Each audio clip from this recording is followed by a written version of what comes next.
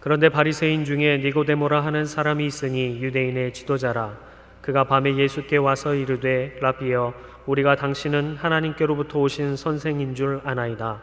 하나님이 함께 하시지 아니하시면 당신이 행하시는 이 표적을 아무도 할 수 없음이니이다. 예수께서 대답하여 이르시되 진실로 진실로 내게 이르노니 사람이 거듭나지 아니하면 하나님의 나라를 볼 수 없느니라. 니고데모가 이르되 사람이 늙으면 어떻게 날 수 있사옵나이까? 두 번째 모태에 들어갔다가 날 수 있사옵나이까? 예수께서 대답하시되 진실로 진실로 내게 이르노니 사람이 물과 성령으로 나지 아니하면 하나님의 나라에 들어갈 수 없느니라. 육으로 난 것은 육이요 영으로 난 것은 영이니 내가 네게 거듭나야 하겠다 하는 말을 놀랍게 여기지 말라. 바람이 임의로 불매 내가 그 소리는 들어도 어디서 와서 어디로 가는지 알지 못하나니 성령으로 난 사람도 다 그러하니라. 영의 사람, 성령으로 난 사람 또는 육의 사람, 육으로 난 사람의 차이가 무엇인지 함께 나누고자 합니다. 니고데모가 예수님을 찾아옵니다. 오직 요한복음에만 니고데모가 나타납니다. 그것도 3번 나타나 있습니다. 우리가 읽은 3장에 나타나 있고 7장과 19장에 나타나 있습니다. 니고데모는 바리새인이다. 그리고 산헤드린 공회의 회원으로 유대인의 지도자였다. 이렇게 나타나 있습니다. 또 7장에 보면은 제사장들과 바리새인들의 명을 받고 성전 경비병들이 예수님을 끌어오지 못한 이 경비병들에게 비난하며 힐책할 때 이 니고데모가 또한 등장하여 말합니다. 우리 율법에는 먼저 본인의 말을 들어보고 또 그가 하는 일을 알아보고 난 뒤에야 그 사람이 어찌 된 것인지 심판받는 것이 마땅하지 않느냐라고 굉장히 합리적인 어떤 질문 대답을 합니다. 그로 인해서 바리새인과 제사장들로부터 너도 갈릴리 출신이냐? 성경을 연구하여 보면 어떻게 갈릴리에서 선지자가 날 수 있느냐, 예언자가 날 수 있느냐라고 힐난을 받게 됩니다. 그리고 19장에는 또 니고데모가 등장하게 되는데 예수님께서 십자가에 돌아가시고 그의 시신을 유대인의 장례 관습을 따라 몰약과 침량으로 섞어서 발랐던, 그래서 안장에 있었던, 세마포로 쌓아 안장에 있었던 그와 같은 모습으로도 이 니고데모는 등장하게 됩니다. 예수님을 따라가지만 뭔가 좀 부족한 그와 같은 모습으로 나타나 있습니다. 그가 밤에 예수님께 찾아왔습니다. 밤에 온 이유는 사람의 눈에 띄지 않기 위함이었습니다. 특히 유대인의 지도자들인 바리새인이나 제사장들의 눈을 의식하여서 그래서 그들의 눈을 피해 밤에 왔습니다. 70명의 산헤드린 공회원으로서 바리새인 중에 20명, 제사장 중에서 20명, 그리고 백성의 장로 중에 존경받을 만한 사람 한 30명 정도를 뽑아 유대의 종교, 정치, 경제의 재판관의 역할을 했었던 굉장히 중요한 산헤드린 공의의 일원으로서 함부로 행동하고 말하기 어렵기에 산헤드린 공의에 있었던 대부분의 사람들이 예수님을 비판하고 예수님을 지적하여 죽이고자 함을 너무나 잘 알고 있었기 때문에 눈에 띄게 예수님을 찾아올 수는 없었던 모양입니다.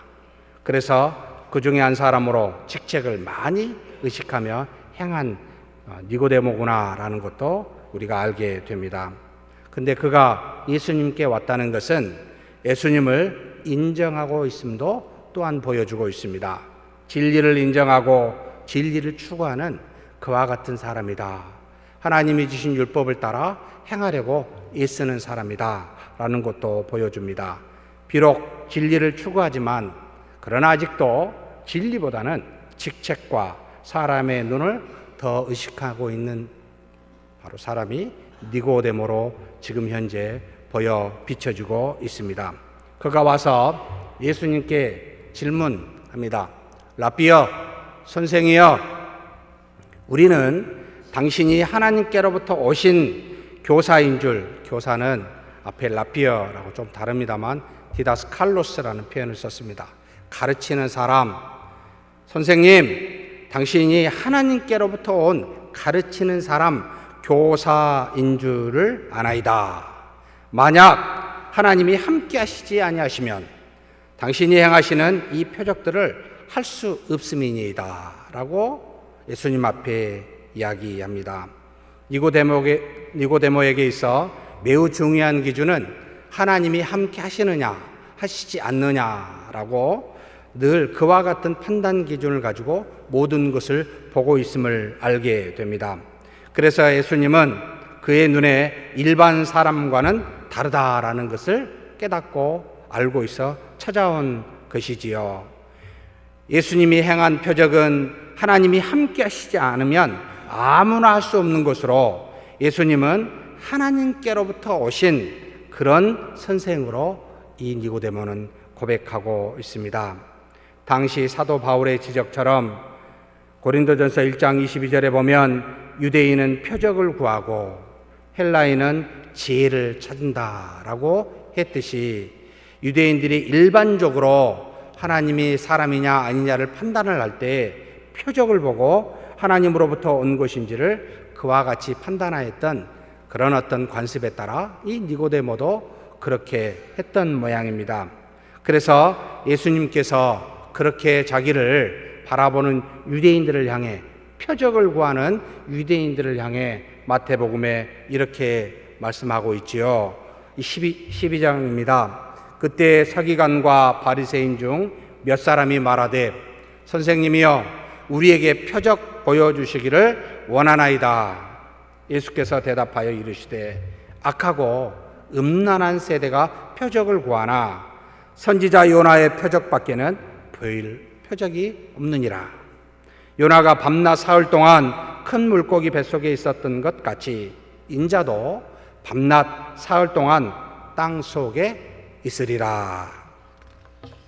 예수님께서 병든 자를 고치시고 귀신을 쫓아내시며 또 바다와 폭풍을 꾸짖으시는 놀라운 초자연적인 이적으로 하나님의 아들임을 드러내셨지만 이 땅에 오신 가장 중요한 구원 사역인 십자가에 죽으시고 3일 만에 부활하신 것을 요나의 3일간의 큰 물고기 뱃속에 있는 표적으로 빗대어 말씀하십니다. 예수님 당신이 내가 너희에게 보여줄 표적은 귀신을 쫓아내고 병자를 살리고 또 다양한 어떤 이적을 나타내는 것으로 말하는 것이 아니라 3일간 요나 속에 뱃속에 큰 물고기 뱃속에 있다가 나온 것과 같이 내가 죽었다가 3일 만에 부활하신 것으로 당신의 표적을 스스로 말씀하십니다. 눈에 보이는 이적들은 예수님이 단순한 한 인간으로만 계시는 것이 아니라 그가 하나님의 아들임을 증명하는 것이지만 그러나 이것이 목적이 아닙니다. 이것은 수단입니다. 진정한 표적은 3일간 무덤에 있다가 살아나는 부활이야말로 참으로 진정한 표적이다라고 우리에게 가르치시는 말씀이지요. 곧 인간의 죄를 속량하기 위하여 십자가에 죽으시고 무덤에 3일간 계시며 영적인 단절인 사망의 징벌까지도 감당하시고 그리고 전국에는 다시 살아나시는 것이 이 땅에 오신 하나님의 아들로서 진정한 표적이다. 나머지는 아니다. 라는 말을 하고 계십니다. 대부분의 바리새인과 제사장들은 예수님의 이런 표적까지 이해하고 도달하기는커녕 귀신을 쫓아내는 이적을 보고서도 뭐라 합니까? 바알세불을 힘입어서 한 거 아니야? 귀신을 쫓아내는 것은 귀신을 힘입어서 하는 거 아니야? 라고 그들은 그렇게 비난하였고 죄 사한다라는 말을 듣고 인간이 감히 어떻게 죄를 쌓해? 하나님을 모독하네? 그렇게 정죄하였으며 안식일에 병 고치는 것을 보고 이 위대한 율법의 안식일을 지키라고 그랬는데 안식일을 범한 중죄인이구만, 이렇게 치부하였던 것이 바로 유대인들의 눈이었습니다. 정직한 눈을 갖고 있다면 그 이적도 하나님이 함께하고 계심을 알았을 텐데 오히려 그들은 그 이적을 다르게 곡해하고 있는 유대인의 모습이지요. 어찌 그때만의 유대인의 문제이겠습니까? 지금 우리는 그렇지 않은가요? 자신의 명예와 권력, 부 등 자신의 이익을 추구하는 자들에게는 모든 것을 왜곡하여 보게 되어 있습니다. 눈에 보이는 것을 그대로 보는 것이 아니라 왜곡하여 바라봅니다. 사람은 눈에 보이는 것으로 판단할 수밖에 없는 굉장히 연약하고 어리석은 존재임은 맞습니다. 그런데 자신의 이익에 따라 보고 싶은 것만 보는 사람은 보이는 대로 보는 것도 그렇게 쉽지가 않습니다. 왜곡하여 보기 때문에 그렇지요. 자기 안에 무언가 들어있기에, 자기가 쓰고 있는 안경에 색깔이 있기에 진실된 내용도 왜곡하여 보는 우리의 자화상이기도 합니다. 비록 니고데모는 예수님의 표적을 올바로 이해하지는 못했지만 현실을 있는 그대로 보는 정직한 사람으로 나타납니다. 이런 점에서 그는 상당히 대단한 사람이었습니다. 그는 눈에 보이는 현실에서 하나님의 뜻을 찾았고 하나님의 역사를 바라보는 그와 같은 사람이었습니다. 그런 면에서 그는 참으로 현명하고 바른 판단력을 가지고 있는 그런 사람으로 보입니다. 니고데모는 이런 점에서 다른 어떤 바리새인들과 같지 않았습니다. 예수님의 이적을 보고 하나님이 함께한 사람, 곧 선지자나 선생으로 보았기 때문입니다. 예수님은 땅에서 난 사람이 아니요, 그래서 하나님이 함께한 사람으로 인식하고 있습니다. 말을 잘못했네요. 예수님은 땅에서 난 사람이요, 그러나 하나님이 함께한 사람이라고 인정하고 있습니다. 상당히 차이가 있습니다. 땅에서 난 사람, 위대한 사람, 하나님이 함께한 사람으로 이 니고데모는 예수님을 바라보고 있습니다. 감동되고 칭찬할 만하고 본받을 만하다라는 것이지요. 그 이상 그 이하도 아닙니다. 그러나 예수님은 땅에서 난 사람입니까? 예수님이 하나님으로부터 난 사람, 곧 하나님의 아들임을 아직은 이 니고데모는 깨닫고 있지 못합니다. 왜냐하면 땅이 아니라 하늘로부터 곧 하나님으로부터 난 사람은 육의 눈으로는 보이지 아니하고 보이는 것이 아니라 영의 눈으로만 오직 보이기 때문에, 믿음의 눈으로만 보이기 때문에 그렇습니다. 육체의 눈으로만 보는 습관을 가진 우리 사람에게는 이적을 행하신 예수님은 하나님이 함께 하신 위대한 사람이지 하나님의 아들로는 보이지 않게 되어 있습니다. 그래서 니고데모는 그래도 여기까지는 와 있었어요. 다른 사람은 여기까지도 못 갑니다. 그러나 사랑하는 성도 여러분, 이것이 맞는 자세일까요? 이것을 아신 예수님은 니고데모에게 가르치심을 주십니다. 사람이 거듭나지 아니하면 하나님 나라를 볼 수 없다. 여기서 예수님은 니고데모에게 거듭나지 아니하면 자신을 볼 수 없다라고 말하지 않고 하나님 나라를 볼 수 없다라고 말씀하고 계십니다. 왜 그렇게 말씀하셨을까요? 예수님 자신이 곧 하나님의 나라이기 때문입니다. 마태복음 3장에 보면 그때 세례 요한이 이르러 유대 광야에서 전파하여 말하되 회개하라, 천국이 가까이 왔느니라 하나님의 나라가 가까이 왔느니라 라고 전파하였습니다. 예수님을 전하기 위해 미리 보내심을 받은 이 세례 요한이 천국이 가까이 왔다, 곧 예수님이 가까이 왔다라고 증거하고 있는 것이지요. 천국, 하나님의 나라, 예수님이라는 말입니다. 하늘에 거신 하나님이 땅에 거신 인간의 몸을 입고 서로 하나로 통일이 되어 하나가 되어 하나님의 말씀으로 통치되어 영원한 나라를 이룰 이 하나님의 나라, 바로 우리에게 완벽한 상태로 미리 예시하시고 보여주신 분이 바로 우리 주 예수 그리스도이십니다. 나를 보라는 거죠. 내가 곧 하나님의 나라라는 겁니다.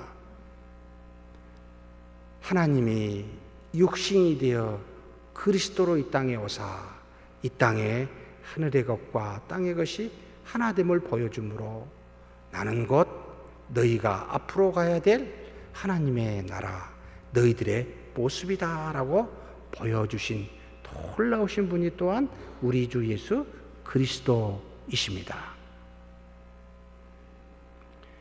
그래서 복음을 통하여 그와 같이 또한 우리도 될 것이라고 예수님이 마가복음에 증거하십니다.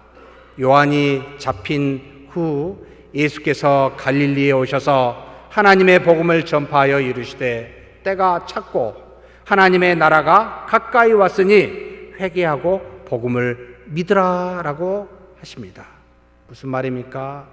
다가올 성령의 놀라운 역사, 오순절날, 여기는 아닙니다만 뒤에 얼마 지나지 않아 오순절날 오실 성령으로 말미암아 이제는 택한 하나님의 자녀에게 성령이 내주하사 하늘의 성령과 땅에 있는 우리가 하나가 되어 하나님의 나라를 성취되는 그날이 곧 오리라 라고 예수님이 지금 증거하신 것이지요.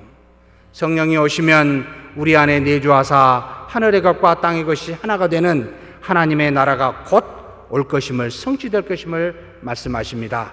그래서 사도 바울은 에베소서에 다음과 같이 증거하셨습니다. 하늘에 있는 것이나 땅에 있는 것이 다 그리스도 안에서 통일되게 하려 하심이라. 곧 하나님의 나라요 구원의 의미이기도 합니다. 단순히 우리가 영원한 생명을 그저 취하는 것이 아니라 영원하신 성령의 하나님이 썩어질 육신인 우리에게 오사 서로 하나가 되어 통일이 되어 그리스도와 같은 모습으로 살게 될 것임을 보여주신 것이요 너희도 곧 그렇게 될 것이다 라고 말씀하신 것입니다. 참 위대한 말씀이었습니다. 예수님이 곧 하나님의 나라요 미리 보여주신 예시라는 것이지요. 그런데 예수님은 진정한 이런 예수님의 모습인 하나님의 나라를 볼 수 있는 것은 거듭나야만 한다라고 가르치십니다. 거듭나다, 게노세, 아네손이라는 표현을 썼습니다. 아네센이라는, 게노세라는 표현은 태어나다, 아네센이라는 표현은 여러 가지 의미로 해석이 됩니다. 신약 성경에 세 가지 크게 의미로 나타납니다.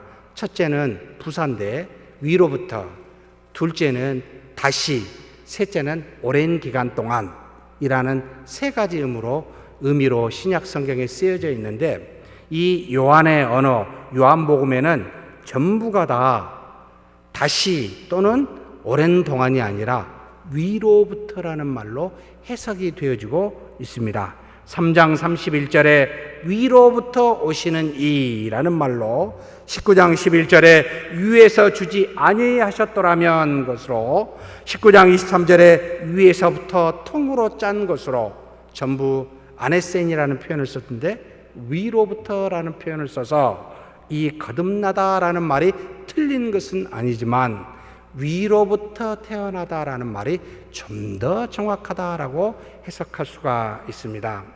하늘로부터 하나님으로부터 위로부터 나지 아니하면 하나님 나라를 볼 수가 없다라고 예수님은 가르치신 것이지요. 무슨 말일까? 니고데모는 다시 묻습니다. 모태로부터 2번 들어갔다가 나와야 날 수 있는 겁니까? 라고 묻습니다. 다시 태어나는 환생이냐고 우리 인간 이성이 도달할 수 있는 마지막 생각을 지금 예수님께 말하며 묻고 있습니다. 그렇습니다. 우리 인간의 눈으로는 볼 수가 없고 우리 인간의 이성으로는 도저히 이해할 수 없는 것이 바로 하나님의 나라입니다. 그래서 예수님은 조금 더 상세하게 니고데모에게 가르치십니다. 물과 성령으로 거듭 곧 위로부터 나지 아니하면 안 된다라고 가르치십니다. 예수님이 말씀하신 것은 육체로 다시 태어남을 말하는 육체로 난 사람을 가르치는 것이 아니었습니다.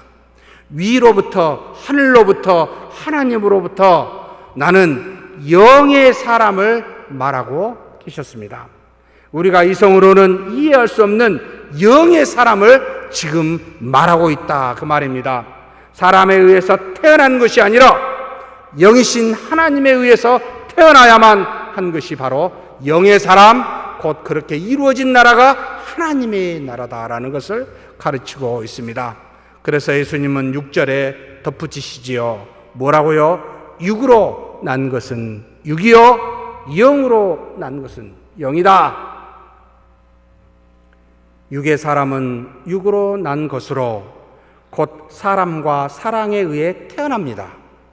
그러나 영의 사람은 영으로 난 것으로서 물과 성령으로 거듭난다라는 것을 가르치십니다. 사랑하는 성도 여러분, 저와 여러분은 무엇으로 말미암아 태어났습니까? 비록 부모로부터 사람과 사랑으로 태어났지만 육으로는, 그러나 우리는 하나님의 자녀된 것은 물과 성령으로 태어났습니다. 이해가 안 되는 말입니다. 이해하려고 하시면 곤란한다 이 말이죠. 그런데 성령에 대해서는 이해가 돼요. 그래, 성령이라는 말이 성경에 많이 나오니까. 그런데 물은 무엇을 말하는 걸까요? 여러 학자들이 3가지로 이야기합니다. 물은 세례를 말합니다. 물은 말씀을 말합니다. 물은 성령의 또 다른 이름이기도 합니다. 라고 해석합니다. 사실 다 틀린 말도 아닙니다. 다 맞는 말인데 우리는 여기서 사도 요한의 어법을 조금 살펴볼 필요가 있습니다.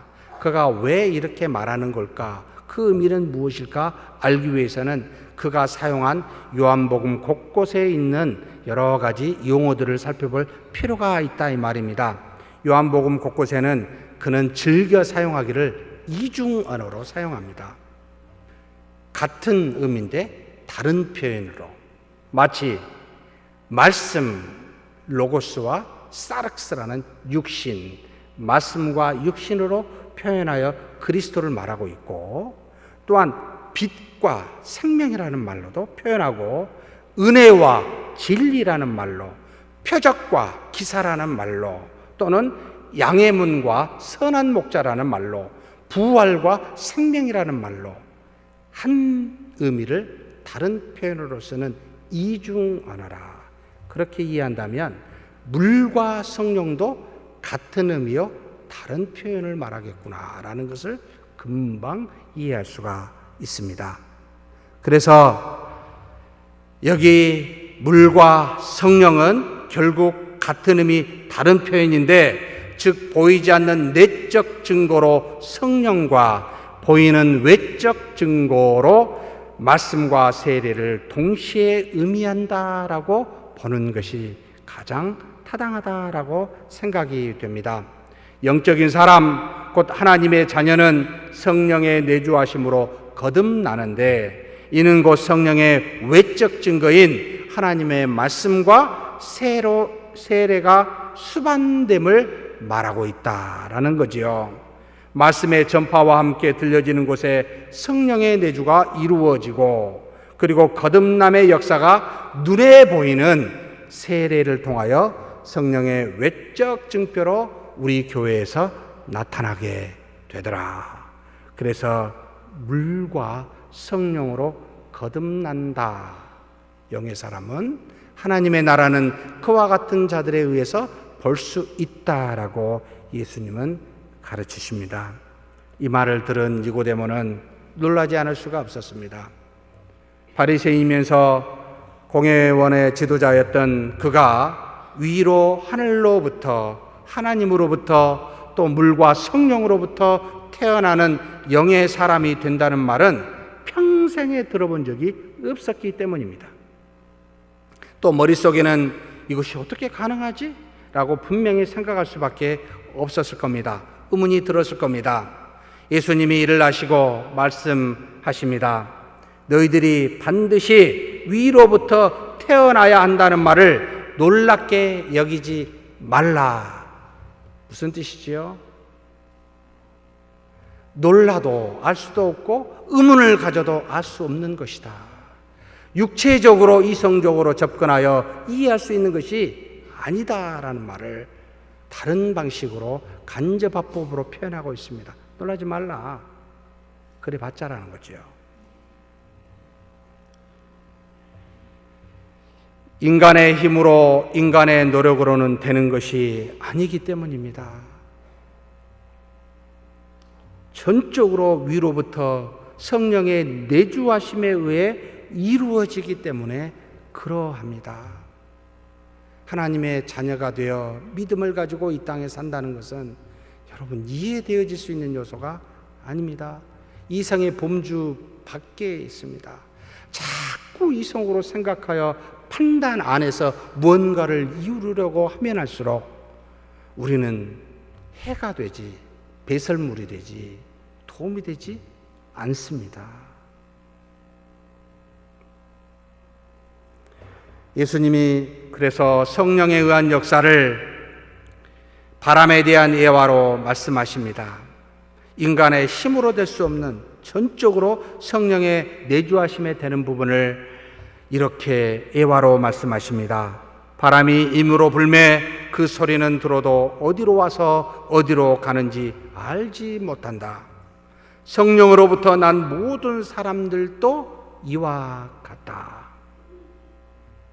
성령은 영이시기에 우리의 육체와 이성으로는 느낄 수도 인식할 수도 없습니다. 마치 바람의 소리는 들을 수 있어도 어디서 와서 어디로 가는지 알 수 없는 것처럼 성령의 거듭남의 역사는 이루어지고 보이는데 성령이 언제 어디서 어떻게 우리를 거듭나게 하시는지는 알 수가 없다. 그래서 혹 무슨 파에서는 구원파인가요? 언제 태어났습니까? 언제 경험했습니까? 지극히 어리석은 육체적인 이성적인 이야기를 하고 있지요. 거듭난 다음에 열매를 보고는 거듭났구나. 바람이 지나가고 난 다음에 시원하니까 바람 불었구나 라고 느끼듯이 그 열매는 알 수 있을지 모르지만 사랑하는 성도 여러분, 성령이 어디 계십니까? 언제 역사했습니까? 어떻게 역사했습니까? 모르겠습니다. 모릅니다. 이렇게 거듭난 사람이 곧 성령으로 난 사람이며 하나님의 자녀입니다. 그래서 나는 알았다라고 이야기하는 건 참으로 어리석습니다.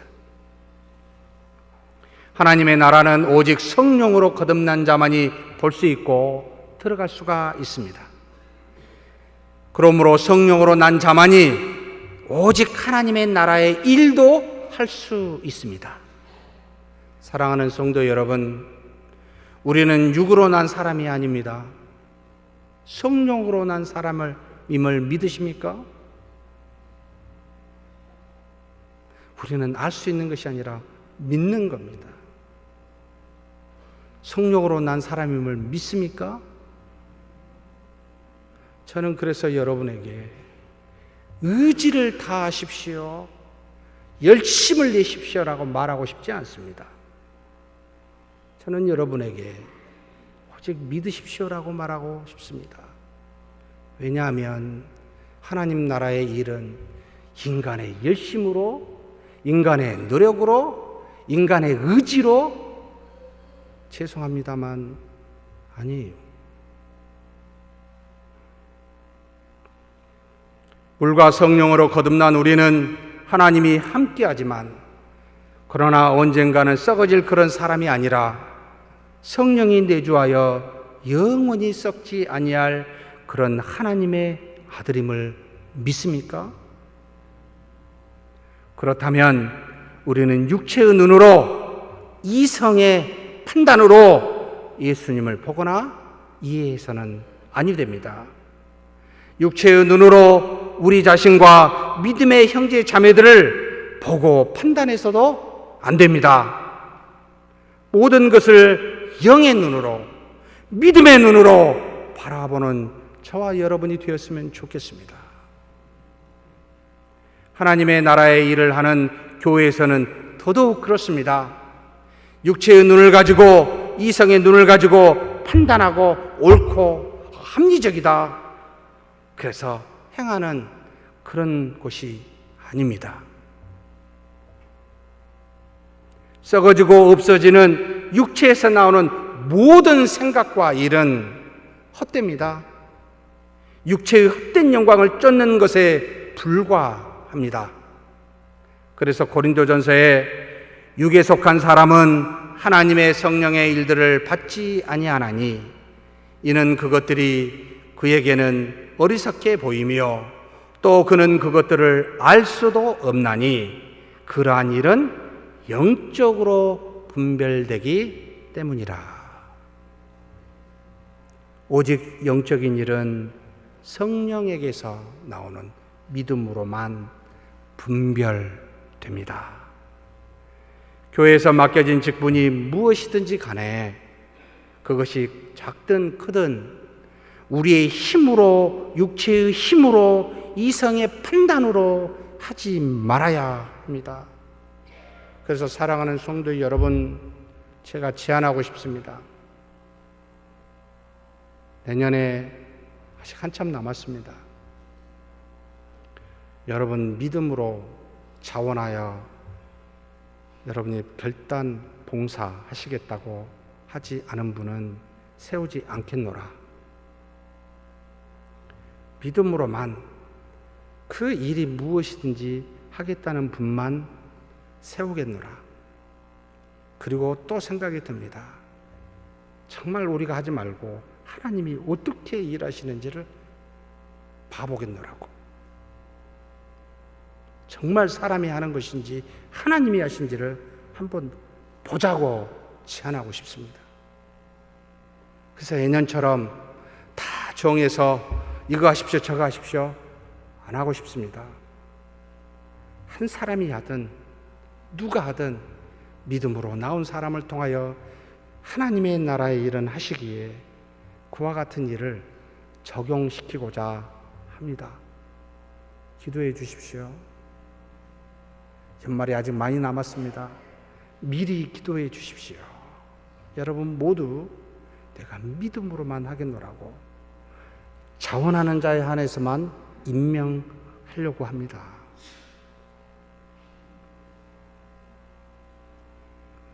그래서 베드로전서에서 성령으로 난 사람에 대해 다음과 같이 말씀하십니다. 만일 누가 말하려면 하나님의 말씀을 하는 것 같이 하고 누가 봉사하려면 하나님이 공급하시는 힘으로 하는 것 같이 하라. 이는 범사에 예수 그리스도로 말미암아 하나님의 영광을 받으시게 하려 함이니 그에게 영광과 권능이 세세에 무궁하도록 있느니라. 아멘. 하나님이 다 하신다는 말입니다. 무슨 말과 행동을 하기 전에 먼저 하나님께 믿음으로 기도하는 저와 여러분이 되었으면 좋겠습니다. 하나님의 뜻에 합당한지, 여러 사람에게는 유익이 되는 것인지, 혹 누군가에게는 상처가 될 수 있는지 묻고 살피고 그래야 결정해서 행하는 저와 여러분이 되었으면 좋겠습니다. 예년에 했다고, 계획이 되었다고, 우리 다 좋으니까 좋은 게 좋다고요? 사랑하는 성도 여러분, 가장 시험 드는 달이 언제인지 아십니까? 1년 12달에 저의 경험은 5월달과 11월달입니다. 왜 그런지 아십니까? 너무나 아름다운 꽃들이 만발해 있습니다. 봄내음이 코에 싹 들어옵니다. 새소리, 물소리 귓속으로 들려옵니다. 마음이 어디 갑니까? 하나님께 가지 않고 산과 들로 갑니다. 하나님을 찬미하는 것은 좋은데 찬미하다가 하나님 앞에 나가는 걸 잊어버립니다. 11월 달도 마찬가지입니다. 선선하면서 단풍이 듭니다. 좋다. 그래서 5월, 11월에 예배의 수가 줄어들고 기도하는 시간이 짧아지며 하나님께 나아가는 모습은 정말 영적으로 다운이 됩니다. 무지하게 힘듭니다. 교육자들에게 전부 제시했습니다. 5월, 11월은 새벽기도 전원 참석하라고. 여러분, 시험에 빠지지 마십시다. 믿음의 눈으로 보는 저와 여러분이 되었으면 좋겠습니다. 하나님을 찬미하더라도, 자연에서 즐기더라도 믿음의 눈을 가지고 영적인 사람으로 살았으면 좋겠습니다. 그렇지 아니하면 우리는 금방 방심하여 육체적인 것에, 현란한 것에 빠져 눈에 보이지 아니하시는 영의 나라를 등한시하게 되어 있습니다. 한번 시험해 보십시오. 5월 곧 옵니다. 아니, 벌써 왔는지도 모릅니다. 여러분의 마음에는 지나보시면서 어떠한지 봐보십시오. 말을 하든 봉사를 하든 하나님이 공급하시는 믿음을 통해 행하시는 저와 여러분이 되기를 주의 이름으로 축복합니다. 말씀 한 구절 보도록 하겠습니다. 요한복음 6장 28, 29절입니다. 같이 한번 읽겠습니다. 그들이 묻되 우리가 어떻게 하여야 하나님의 일을 하오리까? 예수께서 대답하여 이르시되 하나님께서 보내신 일을 믿는 것이 하나님의 일이니라.